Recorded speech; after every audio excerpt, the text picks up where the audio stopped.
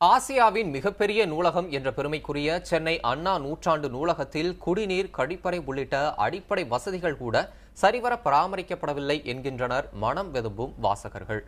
வாசகர்களின் குற்றச்சாட்டு உண்மையா என்பதை கண்டறிய களமிறங்கியது புதிய தலைமுறை. நாட்டில் உணவு, உடை, உறைவிடம் ஆகிய அடிப்படை தேவைகளுக்கு அடுத்து முக்கியத்துவம் அளிக்கப்பட வேண்டியது நூலகங்களே என்பது முன்னாள் முதலமைச்சர் அண்ணாவின் கருத்து.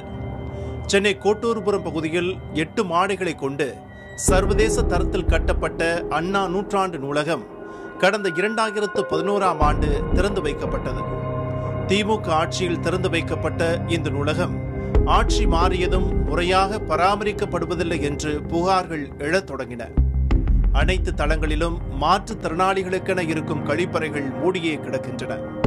அது மட்டுமில்லாமல் ஆடவர் மற்றும் மகளிர் பயன்படுத்தும் கழிப்பறைகள் பராமரிப்பின்றி துர்நாற்றம் வீசிக் கொண்டிருப்பதாக வாசகர்கள் தெரிவிக்கின்றனர். பார்க்கெல்லாம் முன்னாடி கொஞ்சம் நல்லா இருந்துச்சு. இப்போ கொஞ்சம் எல்லாமே கொஞ்சம் சரியில்லை. மெயின்டெனன்ஸ் கொஞ்சம் நல்லா பண்ணால் நல்லாயிருக்கும். படிக்கிறதுக்கு எங்களுக்கு முக்கால்வாசி காம்படிட்டிவ் எக்ஸாமில் படிக்கிறவங்க எல்லாருமே யூபிஎஸ்சி, டிஎன்பிஎஸ்சி எக்ஸாம் படிக்கிறவங்க தான் இருக்காங்க. அதனால் அமைதியாக இருக்குது, அந்தபடி எந்த பிரச்சனையும் இல்லை. பட் இருந்தாலும் மெயின்டெனன்ஸ் இன்னும் கொஞ்சம் நல்லா பண்ணாங்கன்னா இன்னும் நல்லாயிருக்கும், நிறைய பேர் வருவாங்க. தரைத்தளம் உள்ளிட்ட அனைத்து தளங்களிலும் குடிநீர் இல்லாததால் அதற்காக வெளியே சென்று விட்டு வர வேண்டிய நிலை உள்ளதாகவும், தரைதளத்திற்கும் முதல் மாடிக்கும் உள்ள எஸ்கலேட்டர் என்னும் நகரும் படிக்கட்டுகள் பல நாட்களாக செயல்படாமல் உள்ளதாகவும் நூலகத்தை தினமும் பயன்படுத்துபவர்கள் தெரிவிக்கிறார்கள். பார்த்திங்க அப்படின்னா முன்ன இருந்ததோடு இப்போ கம்மியாக தான் இருக்குது.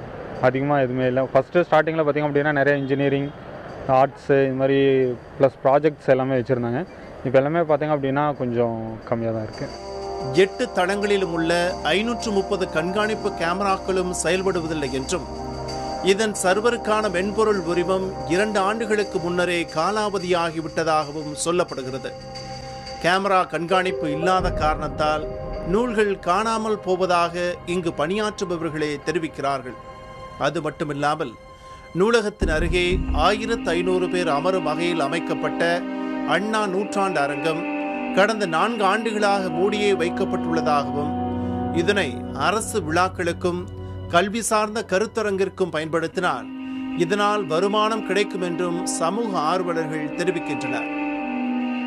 அண்ணா நூலகம் சரிவர பராமரிக்கப்படாது குறித்து ஏற்கனவே தொடுக்கப்பட்ட வழக்கில் அரசுக்கு உயர்நீதிமன்றம் உத்தரவிட்டுள்ளதாகவும், தொடர்ந்து அலட்சியம் காட்டப்படும் நிலையில் இந்த பிரச்சனை நீதிமன்றத்தின் கவனத்துக்கு மீண்டும் கொண்டு செல்லப்படும் என திமுக பொருளாளர் நமக்களித்த பேட்டியில் தெரிவித்துள்ளார்.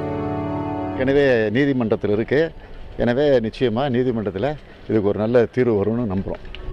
இந்த புகார்கள் குறித்து நூலக தகவல் அலுவலர் சந்தான கிருஷ்ணனிடம் கேட்டபோது புகார்கள் அரசின் கவனத்துக்கு கொண்டு செல்லப்பட்டு தீர்வு காணப்படும் என்று தெரிவித்தார்.